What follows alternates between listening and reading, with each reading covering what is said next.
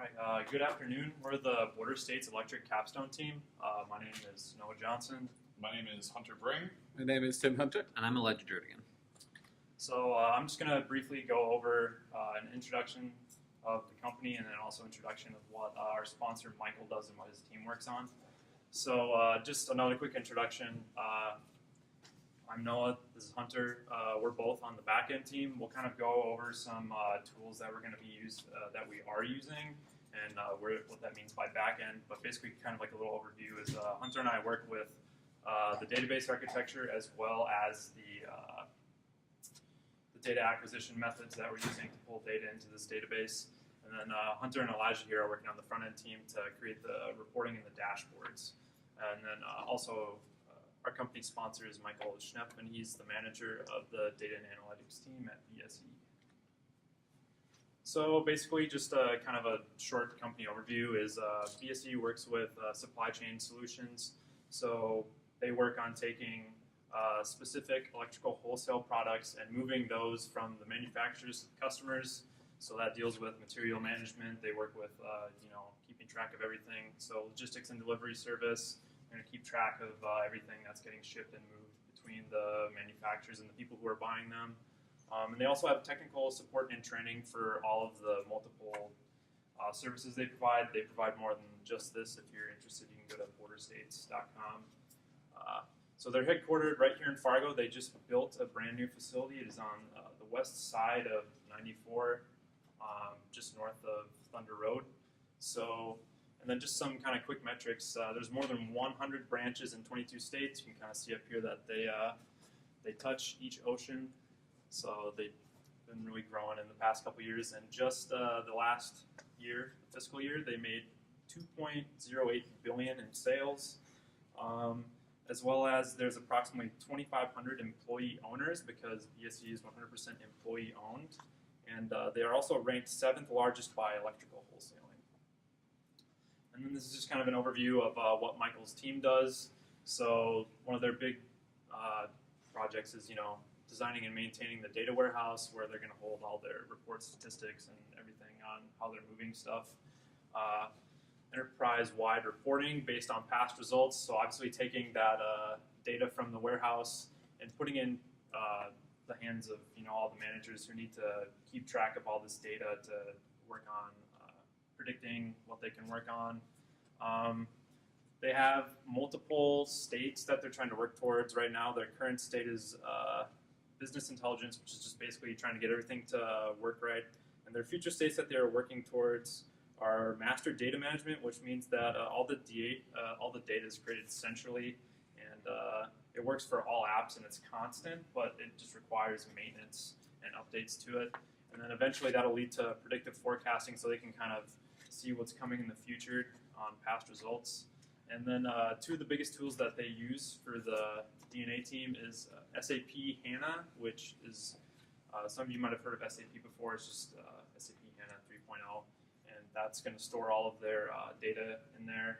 It's kind of a more user-friendly database. It's relational.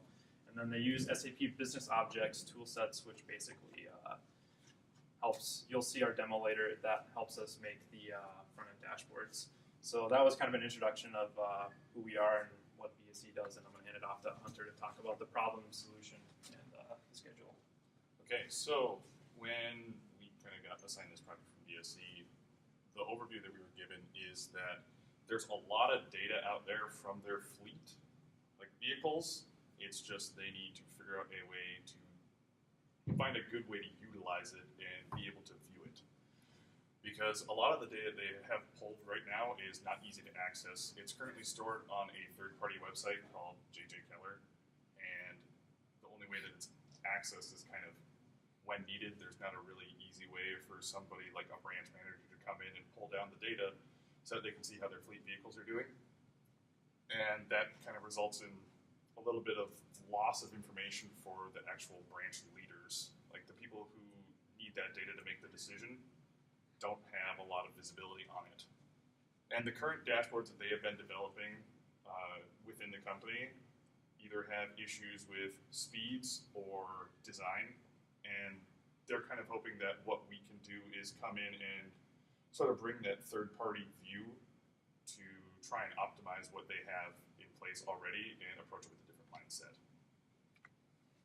So our solution is creating another front-end dashboard for their fleet metrics using SAP Business Objects, and that'll be linked up to an SAP HANA database so that we can store all of their data pulled from JJ Keller locally, so it's easier to access. And then we need to create a standard process to pull in the data from JJ Keller, so it's not, you know, only available there, but it's pulled in on their own data storage system. And then we need to find a good way to integrate between the processes and the database. So the value that our solution brings to the company, first off, is fast and easy reporting. So like I was saying, if a branch manager needs that information in order to make an informed decision, we're going to try and make it that much easier for them to be able to say, okay, based on this, we should do this so that we can be well off for the future. Next, it provides easy comparisons between branches and regions and, you know, any lower areas of localization. So if we have two branches that are sort of thinking, I wonder how I stack up against like branch number 7, they can pull that up and say, okay, you know, we're doing well in this area, but lacking in this area. How can we improve that? Or how can we fix that deficit, essentially? Once again, that would save them time from manually pulling and pushing of data to and from JJ Keller, so easy visibility again. And then it just makes it easy to share between the branch managers in the different areas. So the end goal is just to make everything easy and accessible for the company. So now we're going to go over our schedule, sort of how we have this project planned out, and it's going to be done by sprint. So for the first sprint, our main goal is to set up the project, get the database created, sort of get everybody on the same page, which we've successfully accomplished. Well, at least I hope so, because we're already at this point. And then for sprint 2, which is what we're just coming out of, the whole task for that was to get the dashboard prototypes up and running, you know, get them in a presentable manner, show them to Michael, get them approved, and then get database modeling done and sort of get some of the data that we were able to pull off of JJ Keller actually into the database so that it can be used in the future. Another thing that Noah will go into in more detail in a little bit is we actually got access to some of JJ Keller's APIs, so we no longer have to manually pull the data, and that will make it easier for us in the long run to make it more easy when we hand it back to border states for them to go further with it. And then with Sprint 3, our main goal is going to be fleshing out the dashboard's basic layout with the fleet data. So that's actually getting the stuff that we've brought into our SAP database linked up with the dashboard that we make in SAP Build, and rather than taking it from a prototype into an actual working piece. And then for Sprint 4, we'll move into adding the advanced features such as comparisons, sort of optimization of speed, and that sort of thing. So I went over to the schedule. Now I'm going to hand it back to Noah, and he's going to go over the sort of project overview. So basically, just kind of a high-end way to look at how the system's going to work is it's going to start all right here with the personal computers. So obviously that's us right now, and eventually when we hand this back to border states, this is going to be them. So the first piece of work that needs to be done is we're going to get access to the JJ Keller database and get all the metrics that we need through the APIs. So it's going to go up here, it's going to go to the database through our API, it's going to come back. So it's going to be on our personal computer, and then we need to push it through the SAP Cloud Platform, which will then push our data that we just got over here to the SAP HANA database. And then that kind of plays into, Elijah's going to go over what SAP Build is and how that helped make our front-end dashboard. So then those pieces are all going to go towards the dashboard prototypes that we are currently working on. And then, so this is just kind of a complete overview. We're going to break it down into front-end team project status as well as back-end team project status. This is just kind of a whole team. So right now we have a lower resolution prototype with some just buttons and kind of a standardized layout that we're trying to pursue right now. We have multiple dashboards that we're going to try out and see which one Michael and his team like the best. But we have a low resolution prototype to show you today for a demo. And then we have the HANA database built, so that's going to store our unit and report data that we're going to use for the dashboard. We're going to have to make changes as we go. We're just kind of breaking it down into pieces right now. We're sticking it with just one report. We'll have to add 2 more reports in there and make it scalable for border state. And we got JJ Keller and Compass working, which right now that's how we view all the report data. We go to the site, we use our credentials, and we download. There's total mileage reports, there's all active units, as well as idling time reports, just so you know specific metrics. And then we just recently acquired 15 different APIs from JJ Keller, and that's going to give us access to very raw data, including engine events, like when someone turned on their engine, or when someone is idling, or when someone turned off their engine and went in to fill up, and specific unit data, like how long a trip was, how much miles per gallon they're getting. So this is just kind of a basic use case diagram for how the SAP HANA database system works. So we have the end user here, and obviously we want just the normal stuff. I want to be able to view all the data we have stored there already. I want to be able to put new data into tables that we already have, and I also want to be able to create new tables and put foreign key relationships, other relations between these tables. And that also implies that the database is going to save my stuff. It's not just going to go, okay, thanks for putting that in. I'm just going to delete that now. And then obviously, when we view data, it means that database is going to provide us this data that we already put in, as well as I should be able to use queries for the database. And SAP HANA actually allows you, if you know how to use SQL, there's a SQL console that you can use. Otherwise, there's visual aids to just kind of like view it in a table format. And then so this is just kind of a view of 2 of the tables we have right now. So fuel tax is the total mileage report, but the big table right now is the active units. So that's all of the vehicles right now that are considered active under border states electric. And so the big things for that are the unit code, which is a unique identifier for each vehicle underneath their system, as well as a description, so what brand and what model of semi or truck or vehicle they're driving, as well as which company level. And the company level, for example, 001 is Fargo. That's going to go up, to a pretty high number as they grow and have more branches, as well as the VIN number for that specific vehicle. And then when it's connected here to our total mileage report, it's going to be one-to-one, because when you draw the report, it's giving you, the same statistic. You don't need to add in another object every time you're pulling this report.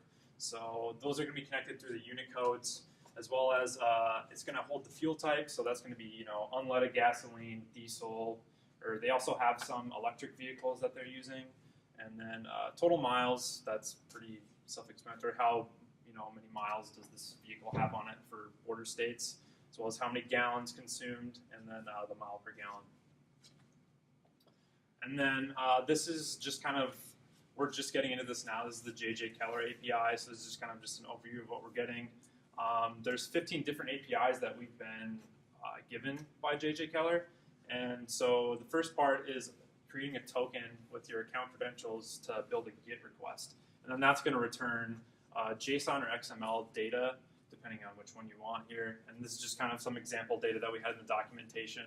So the main API we want to use is the unit engine data one.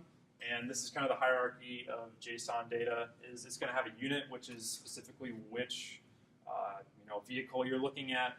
And then it goes down to drivers. You can see kind of right here, here's what the driver data is going to look like. And then it goes into specifics like trip records under each driver. So this driver went from New York to Fargo maybe, or something like that. And then stuff that we're going to have to look into for the backend team in the future is going to be data scrubbing. There's some data that gets returned and it's just 0. So obviously we're not going to fill up our database with a bunch of things that aren't giving us any actual values. As well as we just recently began researching this API because it took us a couple weeks to get it. We didn't know they had one. We had to ask them about one. So here's just kind of another overview again. We have the database created with the tables, and we have some test data in there as well.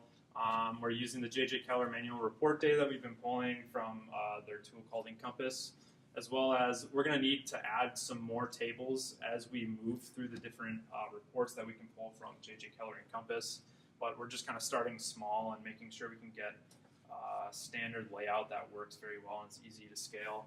And then we just started testing some API stuff that we just went over, as well as then we'll need to integrate this data that we pull from the APIs needs to be pushed to our database. So I'm going to hand it over to Elijah now, who's going to talk about the front end project overview and do the demo. And as Hunter and Noah have said before, we're using SAP Build for the front end.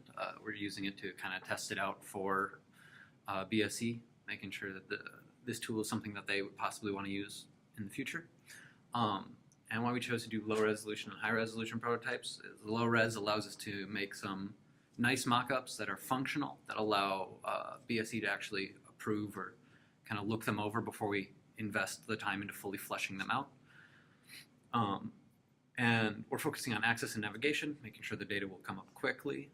So you're not sitting there for 5-10 minutes waiting for your massive tables of data to load. And easy navigation, not putting in layers and layers of files that you're having to start from a branch that you aren't part of and move all the way to yours. Having it give you your landing page for your branch and then letting you move wherever you want to. And then connecting it to the database so that we have the data from all the months that you would want to be looking at for the branch that you're in. So I'm going to go over some screenshots before going into the demo, just so that I can be a little more detailed on the demo. This will be our main landing page. It displays a basic overview of the branch, as well as the branch you will be working in and the manager of that branch. We have a way to edit what that overview shows you, whether you want more months, less months, a higher or lower range for your data, or a different type of graph. We will have this view where it takes those three from the bottom and pushes one into the large view when you click on it. Each of these three metrics all have that view, and they all have the same as the overview. They all have an editability to them. This is our navigation bar. It will allow you to view the different divisions, regions, branches, and it'll take you back to that main landing page. Here's the actual comparison page. It is also editable, and I will start the demo.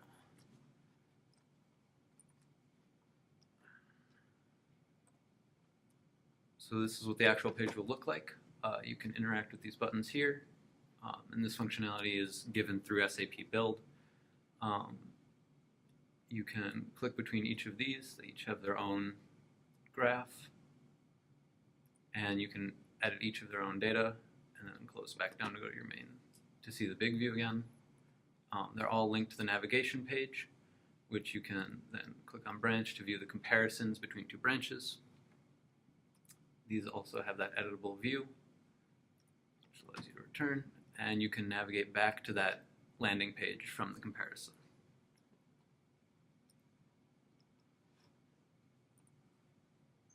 Now that I've done the demo, I'm going to be handing it over to Tim for kind of just finishing up and reviewing our risks and issues that we've had with this project.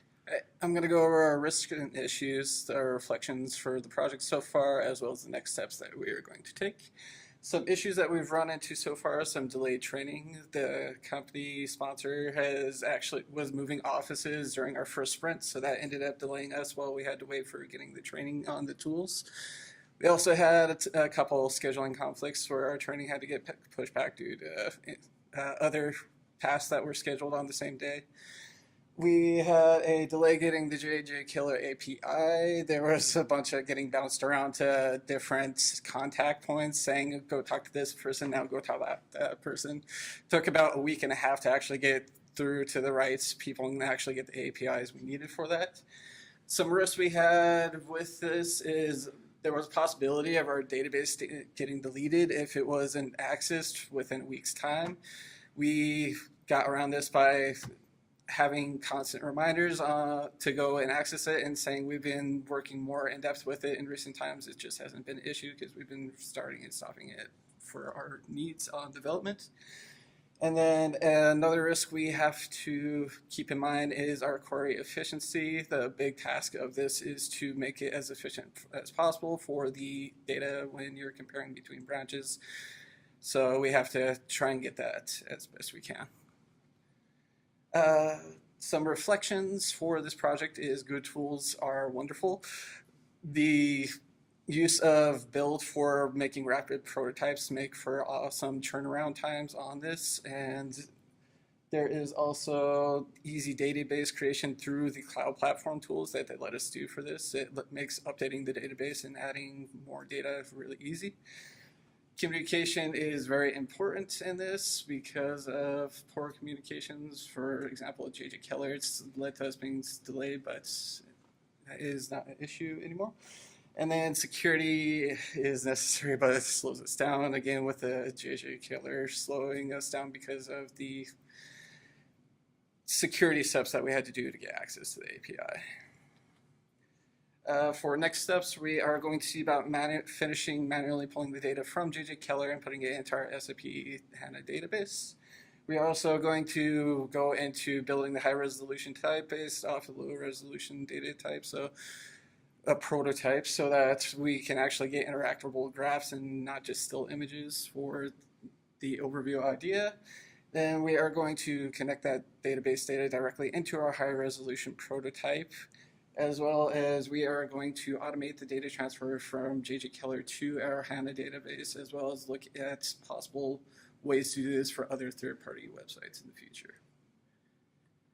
And that is it for our presentation. Is there any questions?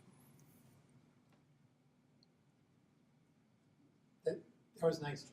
I liked what you're doing. One of the questions I had though was, have you thought about multi-user things? So if one person is doing the pulling in data while another person is trying to do an analysis of their region versus another region, do you figured out how to lock things? The reports are updated on a monthly basis, so there shouldn't be too much of a conflict issue on that, saying it's all going to get pushed out at once for the new data when it comes in.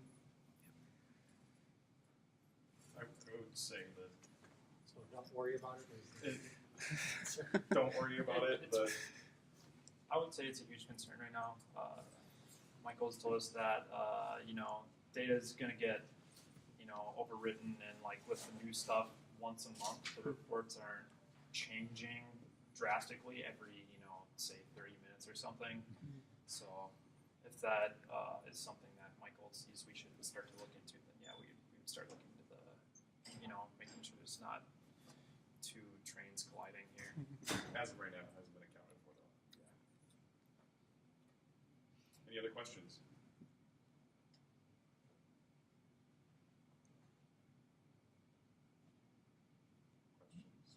Questions? Right. Thank you. Thank you very much.